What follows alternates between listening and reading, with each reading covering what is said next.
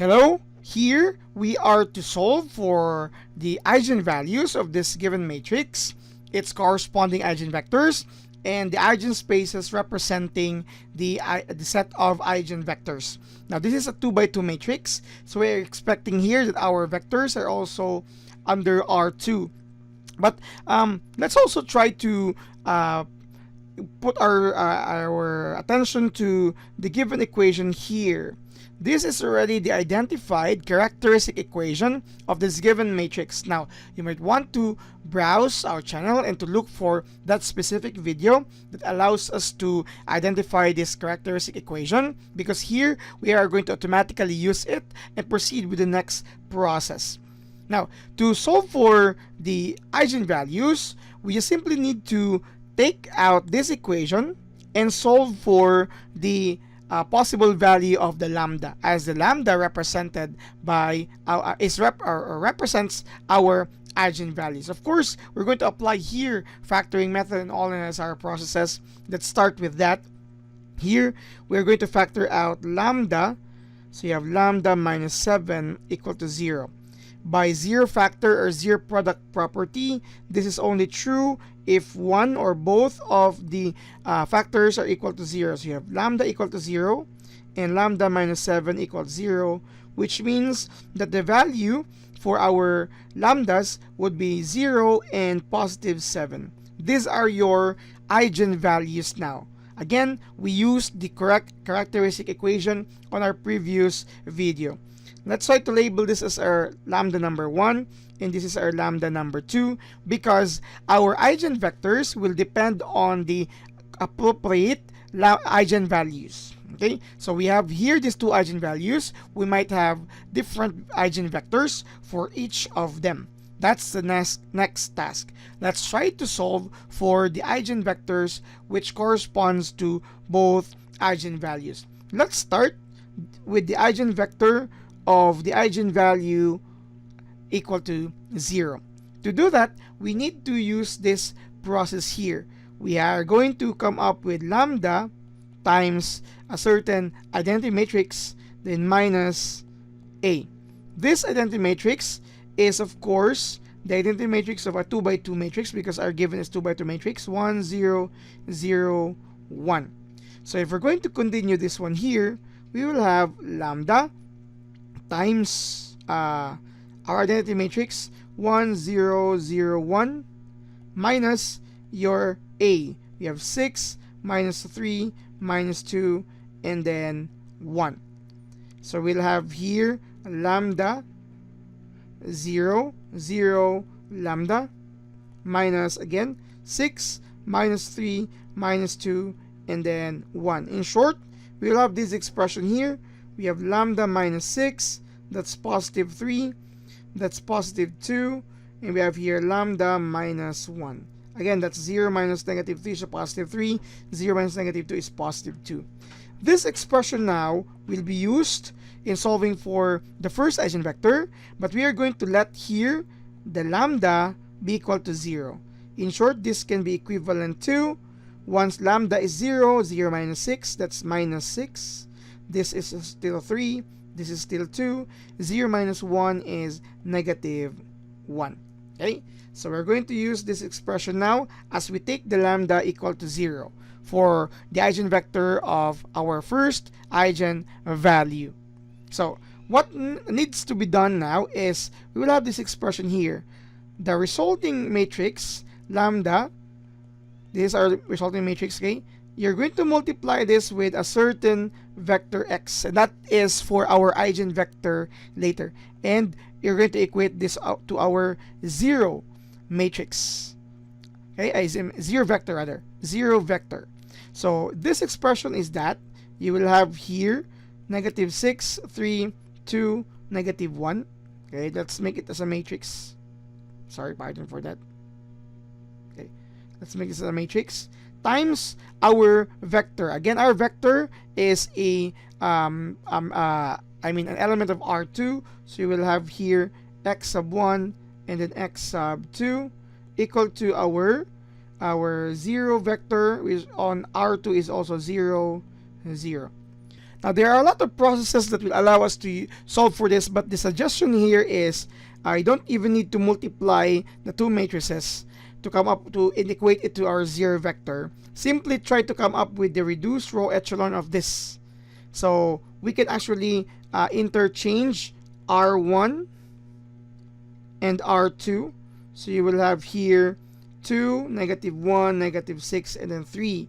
Why do we exchange that? So that we can actually apply here 1/2 for row 1, okay, to become the new row 1. So you will have 1 minus 1/2. This is still -6, and this is 3. Now you multiply 6 to your R1, add it to R2 to have a new R2. So you have 1 minus 1/2. This is 0, and then this is also 0 here. In short, we only have one equation now. We will have this equation here. You have this x sub 1 minus 1/2 x sub 2 is equal to your 0. Is equal to 0 now. And this is the process.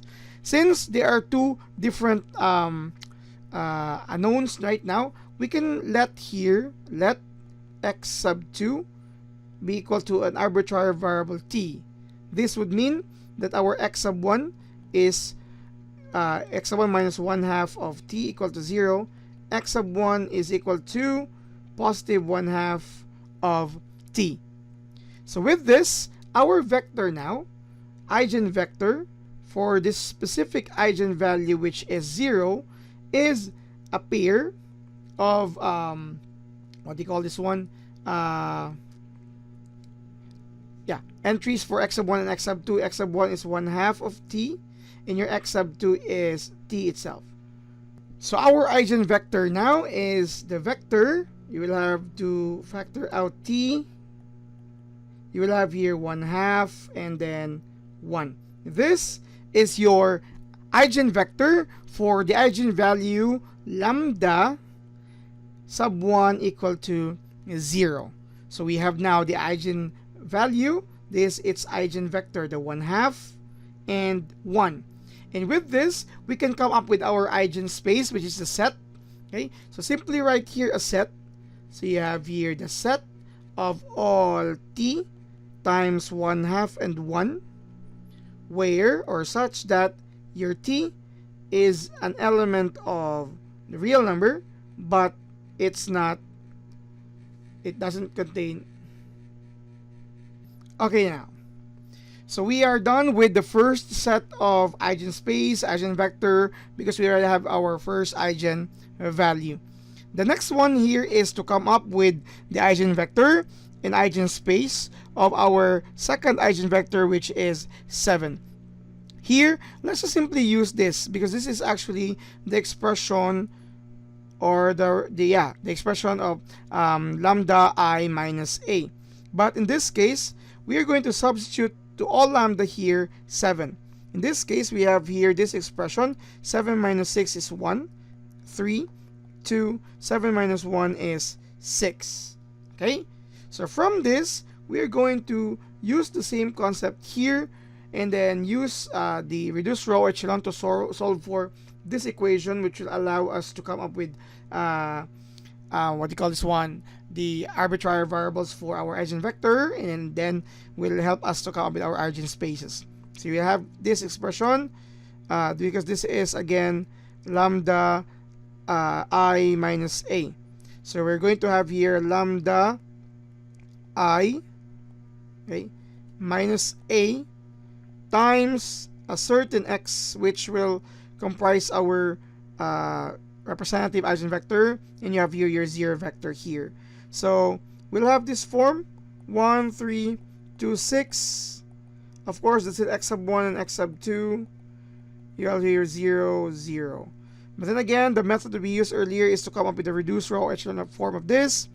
So what we could do here is we can multiply -2 to R1 and add it to R2 for a new R2. So we'll have here 1, 3, -2 times 1 plus 2 is 0, -2 times 3 plus 6 is also 0. With this, we can say that x sub 1 plus 3 x sub 2 is equal to 0. And then we let x sub 2 as an arbitrary variable t. I don't know if it's okay with you to use other, let's just use other variable so that we will not be confused with the t here earlier. Let's just use here s. That would mean your x sub 1 plus 3s is 0. X sub 1 is minus 3s. With that, your eigenvector now will be the vector comprising of negative 3s and s. And as we factor out s here, you have s, negative 3, and 1. This is your specific eigenvector for lambda sub 2, which is 7. Okay? Because this s here can take any other value. So negative 3 and 1 is just one of the possible values, and all the multiples pertaining to s here. But of course, this s cannot be equal to 0, and that is our, for our eigenspace, s, negative 3 and 1, such that s is an element of R, but not element of 0. Okay, so this is the eigenspace, eigenvector of the eigenvalue 7. Another, this was the eigenspace of the eigenvector and the eigenvalue which is 0. So this is how we solve the eigenvalues, eigenvectors, eigenspaces, but with the use of the characteristic equation we're able to solve in the previous video. Thank you very much for watching.